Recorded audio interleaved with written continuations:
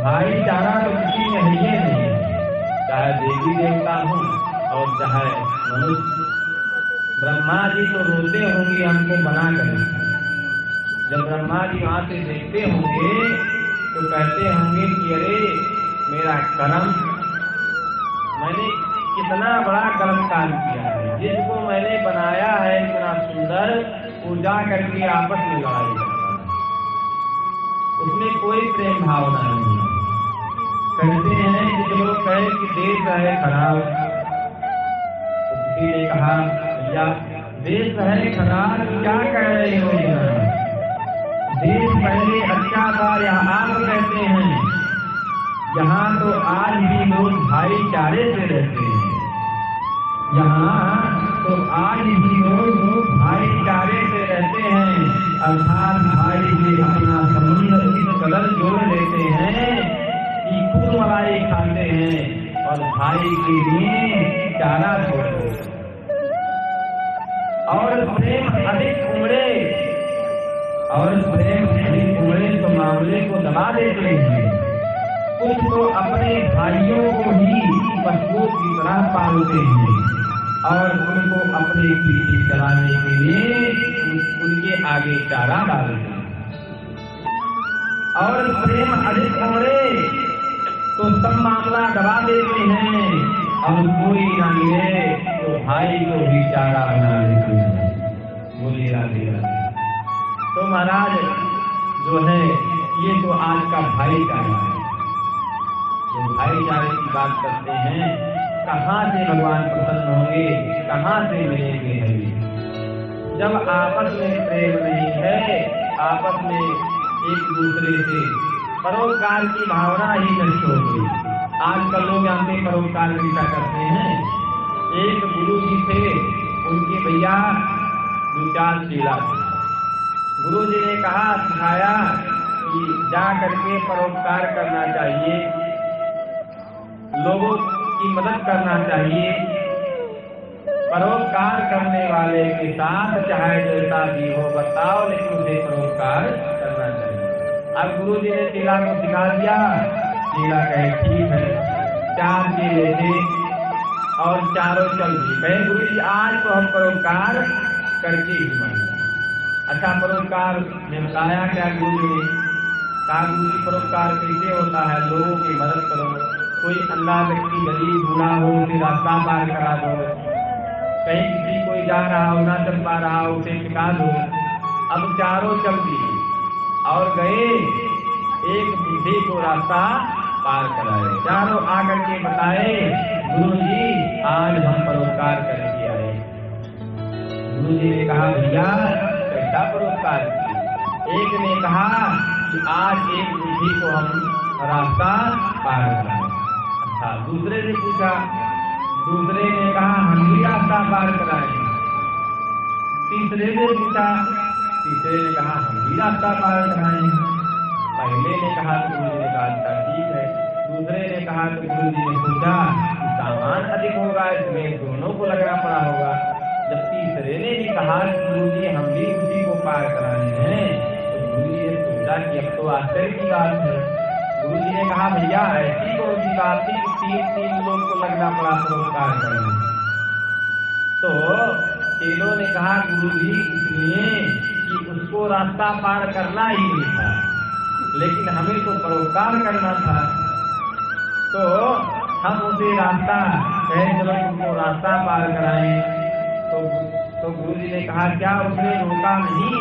तो गुरु जी से कहते हैं कि गुरु जी ने उसने तो रोका था, लेकिन अब हमको परोपकार करना था। गुरु जी ने कहा तो गड़ियाया मारा नहीं। चेलों ने कहा गुरु जी आपने कहा था परोपकार में गाली मार तो खाना ही पड़ता है, तो हम भी सोचे कि अब परोपकार करके ही रहेंगे, चाहे गाली खाना पड़े चाहे मार। तो भैया आजकल ऐसे लोग परोपकार करते हैं जबरदस्ती है। ऐसा परोपकार करने से कल्याण नहीं होगा। कल्याण कैसे होगा कि आपका हित मित्र सगा संबंधी कोई दुखी है, किसी की जरूरत है, उस जगह आप खड़े हुए, आप जी। लेकिन जो है लोग आजकल महाराज छोटी छोटी बातों को लेकर के मन में उसे कटिया लेते हैं और ऐसा गांठ लगाते हैं कि गांठ खुलती नहीं है और वो गांठ हमेशा दर्द देती है। कहते हैं कहीं गांठ पड़ जाए तो भैया डॉक्टर बिना उसका ऑपरेशन किए छोड़ता नहीं, तो भगवान को भी ऑपरेशन करना पड़ता है तब गांठ पड़ेगी। बोलिए राधे राधे। अब भगवान जो है लीला करते हैं। एक दिन तो भगवान क्या किए कि राधा जी को देख करके आए और राधा जी को देखा। राधा जी को देख करके भगवान को बड़ा अच्छा लगा। अच्छा, भगवान का और राधा जी का विवाह ब्रह्मा जी करा चुके। जब भगवान छोटे ही थे तभी ब्रह्मा जी ने भगवान का विवाह राधा से करा दिया था। ये जो है गर्ग संहिता में कथा होती है, गर्ग मुनि ने कथा दी है, क्योंकि भागवत में कहीं राधा नाम की चर्चा नहीं है। भागवत में कहीं भी राधा नाम नहीं मिलेगा, जहाँ मिलेगा धात्री ही मिलेगा, लेकिन गर्ग संहिता में राधा जी की कथा आती है। तो अब बोली वृंदावन बिहारी लाल की। जब राधा जी को देख करके आए तो मैया लोगों को प्रपंच समझ में आता है, लेकिन भगवान की कथा समझ में नहीं आती। किसी भक्त ने कहा कि भगवत कथा जो है टेढ़ी खीर है। टेढ़ी खीर कैसे होती है?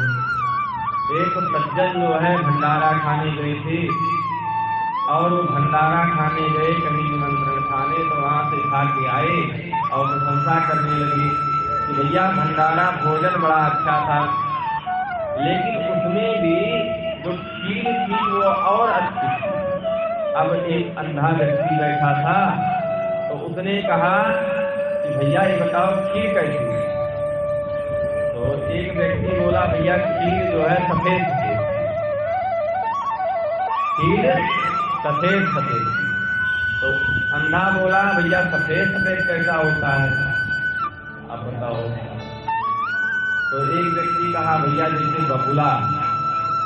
अब अंधा कहा जाने बबुला, तो उसने पूछा भैया बबुला कैसा होता है?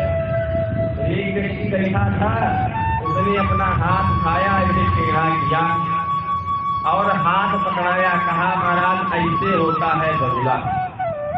तो अंधे व्यक्ति ने कहा भैया जैसे बबुला वैसे सफेद सफेद, और जैसे सफेद सफेद वैसे खीर, तब तो भैया बड़ी टेढ़ी खीर रही होगी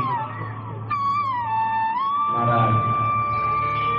अब वो कहते हैं जिसको प्रभु समझाना चाहे वही समझ सकता है, बाकी कथा पल्ले उतर जाए या सबके हृदय में संभव नहीं। तो भगवान की कथा कहना सुनना दोनों बड़ी ही कृपा की बात है। भगवान की जब अपनी कृपा होती है तब भक्त कथा कह पाता है और कोई सुन पाता है।